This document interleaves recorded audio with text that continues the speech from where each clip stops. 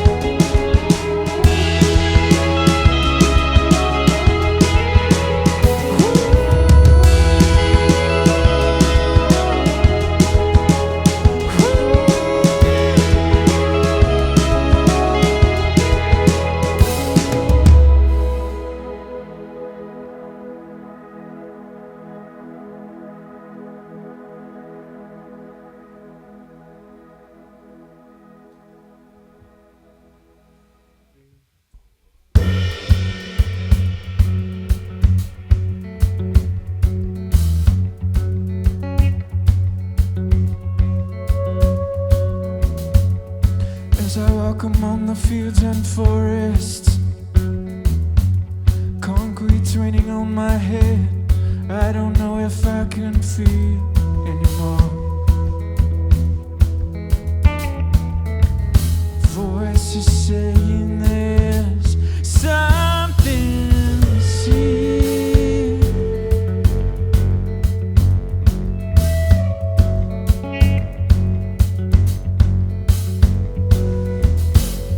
And the heavens open up around us,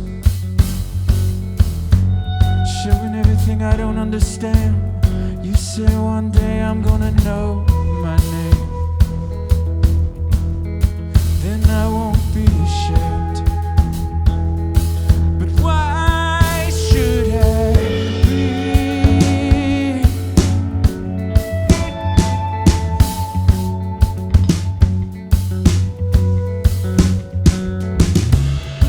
It's something you can tell someone.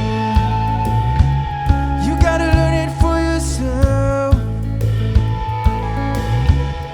and nobody's gonna show you to breathe.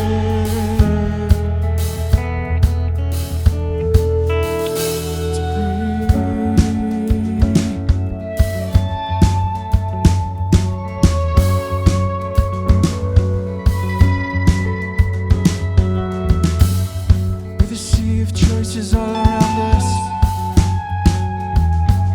there's a voice bleeding in my head, saying just go bravely now, past invisible lines. Then somebody said just get to the chorus. Trapped in a box, tears running down your face, saying pray for me now.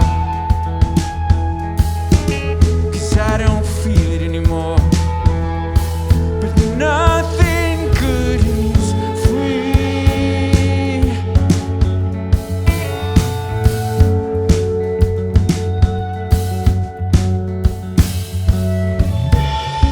It's something you can tell someone. You gotta learn it for yourself, and nobody's gonna show.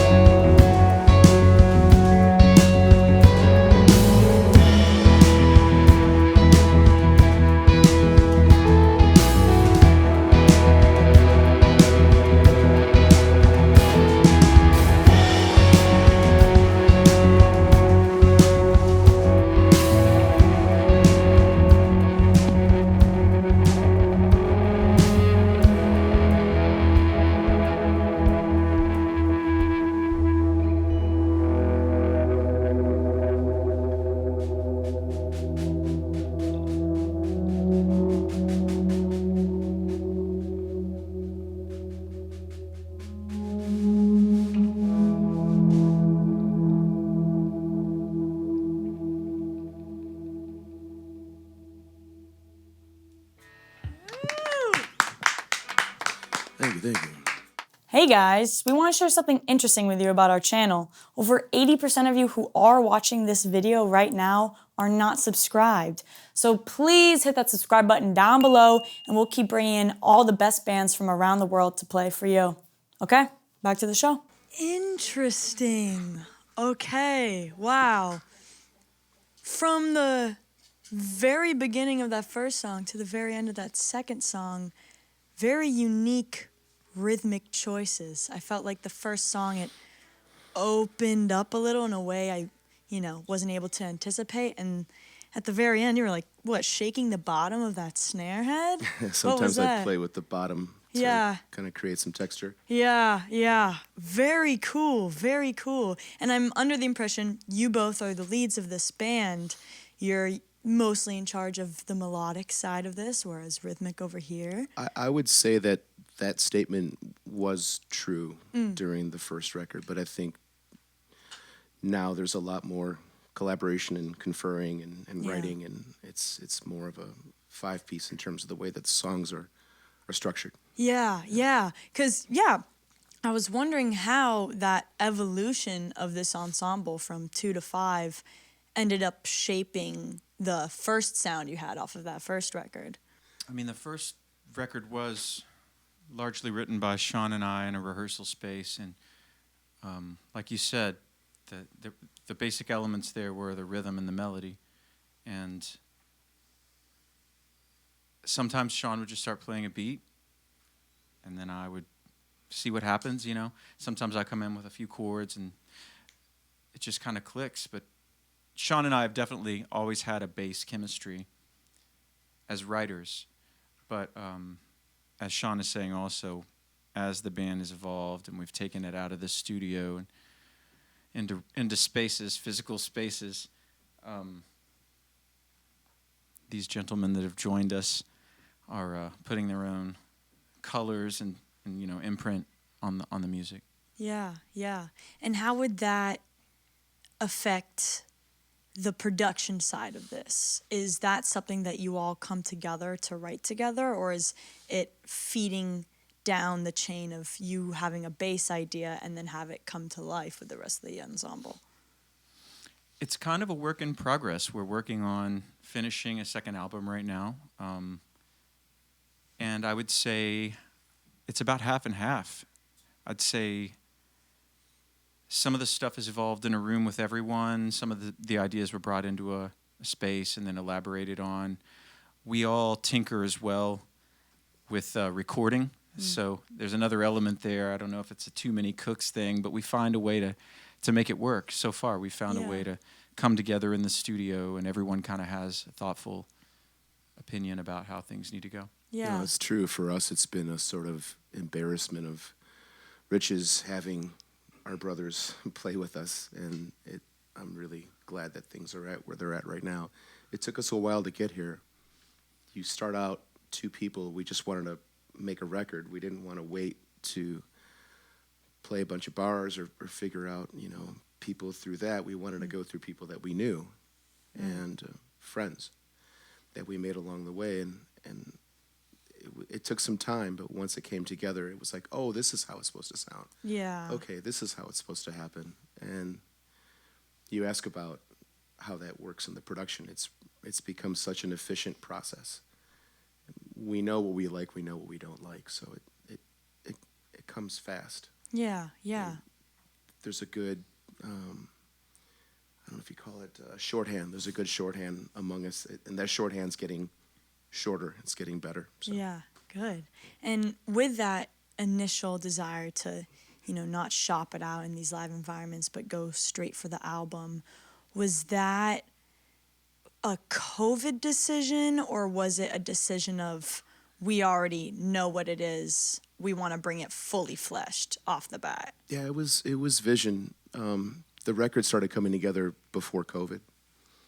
COVID was when we were a 4-piece about to have a 5, and Patrick had just joined the band and was like, well, what do we do? Let's start playing shows. We're ready because the record has been made. It sort of definitively resembles like the thing we have in our heads, but then COVID happened and was like, well, what do we do now? So it was time to workshop and find other ways of continuing to make music. Yeah. And then once you started doing those live shows, was there tinkering happening to your own sound post those experiences, or were you already so dialed in that it was a showcase? Yeah, always tinkering. Always tinkering. Yeah. It always, yeah. We got the tinker corner over here. Yeah. I'm seeing like a slide guitar, This is- 404. This is less than usual too. Really? What's the usual setup looking like? Usually it's 2 keyboards, sampler. Yeah. But we're trying something different. We're tinkering. We're tinkering. We're tinkering. Yeah. If you're not tinkering, what are you doing? Come on. Shall we tinker a bit more? I think so.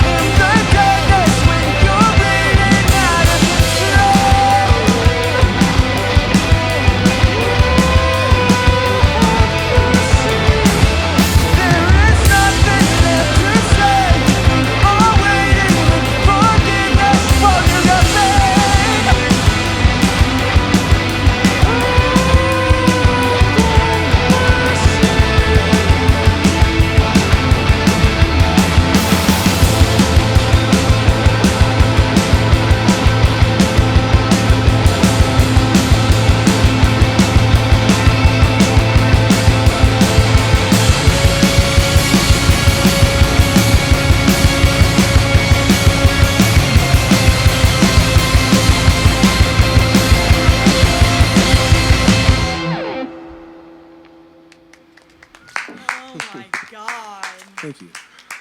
I hope this does not come off condescending, but I'm thoroughly thoroughly impressed by you all. Fantastic. Thank you. Humbled. Thank you. Sick, of course. Very much. So let's dive into motion and picture real quick. Our baby. Our Yes, our sweetheart. She's amazing. The Jeff Buckley cover of Gunshot Glitter. Why did you want to cover that song specifically, and what do you think your rendition maybe accentuated? Well, Shawn and I have always been fans of Jeff Buckley. I mean, since we've known each other, it was a shared source of inspiration. And we both always loved the song Gunshot Glitter. It was not even on the U.S. release of his posthumous album, Sketches. It was on the Japanese import version. Fire. And I was a nerd. I used to go to record stores and collect bootleg CDs, imports. I was just a huge fan. And we both really were drawn to that song, the rawness, the realness of it. And I mean, Jeff Buckley kind of, in that song, he's tapping on a microphone for a beat. I mean, this is before Franz Ferdinand. This is before the Killers. Like, he was kind of a pioneer. You could see where he was thinking, And I don't know. I mean, personally, I can't speak for Shawn, but for me, I just always thought it'd be fun to see what this song could sound like if it was produced. Yeah. Because it is so stripped back in the recorded, the demo version that was released, and it was just kind of a canvas, like we have a melody and barely a beat, so let's just see what we can do. Yeah. Yeah, that was a fun process to, in a sense, I think the way we put it at the time was we wanted to finish a demo, finish a song, and that sounds a bit audacious, which is also why we asked our friend Matt Johnson, who was Jeff's drummer, we'd ask if he would not only give us his blessing, but if he would be part of this recording. So it was fun to record with him, and we were working at my loft. We were trying to figure out the parts, and we were having a hard time for a while. It was frustrating for all of us. But I think it was Maddie who just started with just floor and rack at the same time, just banging through it, almost really primitive-like, and that seemed to wake us up. We were trying for all these details and all these little ways to make it kind of sexy, and it was like, this isn't working. Yeah. And it just drove, and Brian picked up from there, and the rest was history, and it was really very cool to watch. Yeah. That's a really interesting sentiment, because especially when you're covering something, you want to make sure it's sexy, it's detailed, it has all the little things that it needs to, quote unquote, needs to have to, do it honor, but something about going back to the intuition and allowing the core of the song to drive what it needs to be. Sure. It's a huge sense of relinquishment that probably paid off quite well for you. It was great. And once we knew, we knew. Yeah. That was it. Absolutely, absolutely. So this upcoming album that you're talking about, unless the title has changed, I believe it's called Songs You Thought Existed. Is that title expressing that these songs have a universal familiarity? Where did this titling come from? These songs, it's an EP that we're putting out before we put out the next record, the next full length. So they were songs that at the time, they were intentionally to be on the record. We thought that they existed on the record. And after some time and working with Brian Deck, who mixed our album, we figured some of these songs aren't working, and the record's getting pretty long. And we sort of shelved those songs for a long time, and there was a lot of debate and a lot of just constructive criticism over what was working and what wasn't working. But, years later, I went to Brian. I forgot where we were. And it was like, I think we should come back around with this lineup and see what we can do with these songs, give them somewhat of a new skin, or maybe new hair, because a lot of it's developed. And they kind of took on a life of their own again to a point where it was really exciting for us. So it's the title's very literal. Yeah. There were songs we thought existed. They're sort of like ghosts, and now they're back. And it's fun to be able to put them out and see how people resonate with them. Yeah. I will say also, the songs that are going to end up on this B-Sides EP are thematically and musically a little more like you're coming out of the cave. And I think without knowing it at the time, that maybe is why they didn't fit on the first album. And I think they fit, definitely the new full-length album that we're working on has that, very much has that feel. So, yeah, without knowing it at the time, I think maybe that could have played into why they didn't make the first album. It's a bridge. It's a sonic bridge, and it reflects everyone in this band. I mean, Joe was so gracious enough to help us finish these songs at Gentle Bear, and again, that gave it new skin, new eyes, new hair, and we're proud of it. Yeah, and it also sounds like a comfortable stepping stone to this next project where you feel like you have that bridge where it's not this jump and are people gonna get it? There's a natural segue that's happening with this EP. There's a love of Brian Eno is what there is. Oh, sick. Okay, say less. I'll be tapping in. Should we round this bad boy out?